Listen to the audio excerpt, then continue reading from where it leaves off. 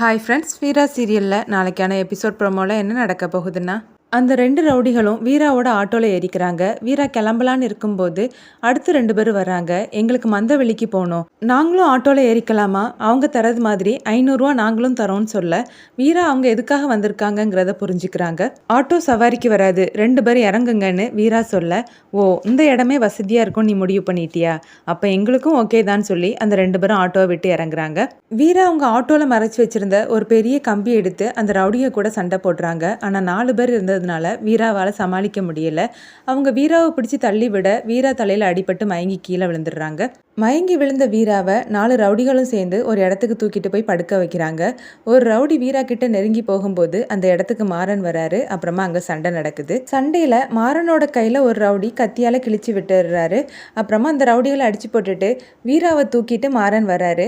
மாறன் தூக்கிட்டு வரும்போதே வீரா கண் முழிச்சு பார்க்குறாங்க. என்னை இறக்கி விடுடான்னு சொல்லி கீழே இறங்கிக்கிறாங்க. உனக்கு கொஞ்சமாவது அறிவு இருக்குதாடி, இந்த நேரத்தில் யாராவது சவாரிக்கு வருவாங்களான்னு மாறன் கேட்க, இத்தனை நாளும் நான் இந்த மாதிரி தானே வந்துட்டு இருந்தேன், இவ்வளோ நாளும் எந்த பிரச்சனையும் வரல, ஆனால் இப்போ பிரச்சனை வந்திருக்குன்னா இப்போ தான் எனக்கு புரியுது, எல்லாமே நீ செட்டப் பண்ணது தானேன்னு கேட்க, எனக்கும் இதுக்கும் எந்த சம்மந்தமும் இல்லடின்னு மாறன் சொல்ல வீரா நம்ப மாட்டேங்கிறாங்க.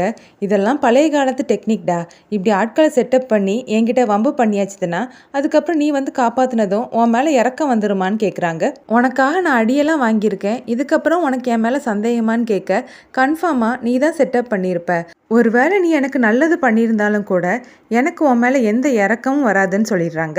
சரி, நீ என்னை நம்பலைனாலும் பரவாயில்ல, என்னை வீட்டில் கொஞ்சம் ட்ராப் பண்ணிடுன்னு மாறன் கேட்க வீரா முறைச்சி பார்க்குறாங்க. சவாரிக்கு வந்ததா நினச்சிக்கோ, காசு வேணா கொடுத்துட்றேன்னு சொல்கிறாங்க. வீராவும் வண்டியை ஸ்டார்ட் பண்ணுறாங்க. மாறன் பின்னாடி ஏறிக்கிறாரு. அப்புறமா வீரா கிட்ட, நான் வேணா முன்னாடி வந்து உட்காரட்டுமா, ஏன்னா யாராவது சவாரிக்கு கூப்பிட்டா நீ பின்னாடி ஏற்றிக்கலாம்லன்னு மாறன் கேட்க வீரா முறைச்சி பார்க்குறாங்க. மாறன் ஆட்டோவில் போகும்போதே வீரா கிட்ட பேசிக்கிட்டே வராங்க. இதோ அந்த ஏரியா தான், இங்கே என்னோட மாமியார் வீடு இருக்குது, விருந்துக்காக நான் வந்திருக்கேன், என் பொண்டாட்டி கொஞ்சம் பிடிவாதக்காரி தான், ஆனால் சீக்கிரமாகவே எல்லாம் சரியாயிரும், அவள் மனசில் நான் இருக்கேன்னு எனக்கு நல்லாவே தெரியும்னு சொல்ல வீரா முறைச்சி பார்க்குறாங்க. ஆனால் என் மாமியாரையும் குழந்தையாலையும் சும்மா சொல்லக்கூடாது, 2 பேர் என் மேலே ரொம்பவே பாசம் வச்சுருக்காங்கன்னு சொல்லும்போதே வீடு வந்துடுது.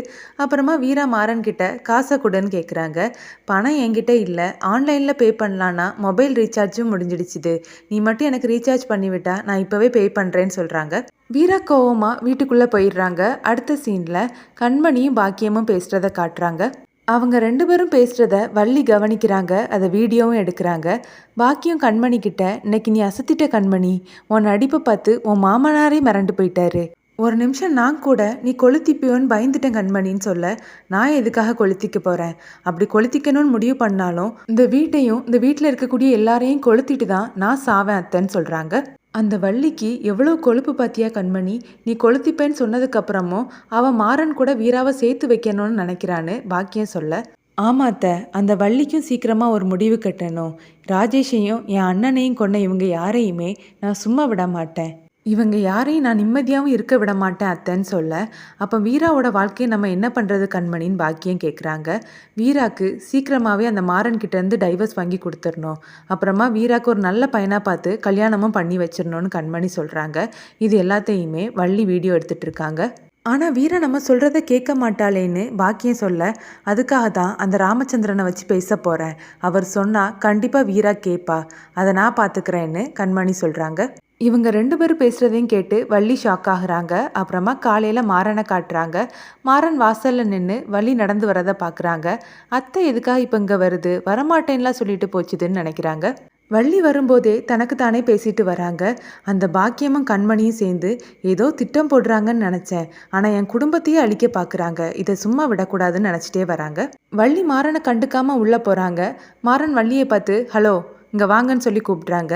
வள்ளி மாறனை பார்த்து, நீ இன்னும் இந்த அரண்மனைக்குள்ளே போகலையாடா, வெளியே காவல் காத்துட்டு இருக்கேன்னு கேட்க, நீ எல்லாம் என்னை கிண்டல் பண்ணுறது மாதிரி ஆயிடுச்சு பாரு, வரமாட்டேன்னு சொல்லிட்டு போனேன், இப்போ எதுக்காக இங்கே வந்தேன்னு கேட்குறாரு. நான் வீராவை பார்க்குறதுக்காக வந்திருக்கேன், கண்டிப்பாக இன்னைக்கு அவளை இங்கேருந்து கூட்டிகிட்டு தான் நான் போவேன்னு வள்ளி சொல்ல, ஐயோ அத்தை, உங்ககிட்ட எத்தனை வாட்டி தான் சொல்கிறதுக்கு, நீயும் சபதம்லாம் எடுக்காத அத்தை, நான் வேணா உனக்கு இங்கே இடம் ஒதுக்கி போடுறேன், ஆமாம் ஏதாவது ஸ்நாக்ஸ் கொண்டு வந்தியான்னு கேட்குறாரு. ஏண்டா இங்கே எவ்வளோ பெரிய பிரச்சனை நடந்துட்டு இருக்குது, அது புரியாமல் நீ பேசிகிட்டு இருக்கேன்னு வள்ளி கேட்க, ஏன் உன் அண்ணன் ஏதாவது பிரச்சனை பண்ணுறாரா? அதான் அண்ணி அங்கே வந்துட்டாங்களே, அப்புறம் என்னவா அவருக்குன்னு மாறன் கேட்க, மனசுக்குள்ளேயே வள்ளி பேசிக்கிறாங்க. அந்த கண்மணி தாண்டா பிரச்சனை, இதை எப்படி நான் உன்கிட்ட சொல்லுவேன்னு நினைக்கிறாங்க. வள்ளி வீராவை பார்க்கணுன்னு மாறன் கிட்ட சொல்ல, அவ தான் வீட்டில் இல்லையே, வெளியில் போயிருக்கான்னு மாறன் சொல்கிறாங்க. எப்போ வருவான்னு வள்ளி கேட்க, ஆமாம் அவள் என்கிட்ட சொல்லிட்டு தான் போறா பாரு. ஏன் அத்தை நீ வேறேன்னு மாறன் சொல்ல, இன்னைக்கு என்ன ஆனாலும் சரி வீராவை நான் பார்க்காம போக மாட்டேன்னு சொல்லிட்டு வள்ளி உள்ளே போகிறாங்க. கண்மணி ராமச்சந்திரனுக்கு காஃபி கொண்டு வந்து கொடுக்குறாங்க. அப்புறமா ராமச்சந்திரன் கிட்ட வீராக்கும் மாறனுக்கும் டைவர்ஸ் வாங்குற விஷயமா பேசுகிறாங்க. வள்ளி சித்தி மட்டும்தான் அவங்க 2 பேருக்கும் கல்யாணம் நடந்ததா நினைக்கிறாங்க.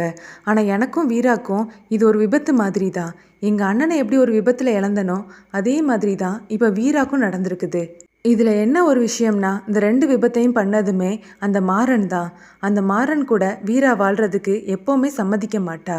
மாறன் பண்ண தப்புக்காக வீரா எதுக்கு மாமா தண்டனை அனுபவிக்கணும்? அதனால அவளுக்கு டைவர்ஸ் வாங்கி கொடுத்துடலான்னு நினைக்கிறேன்.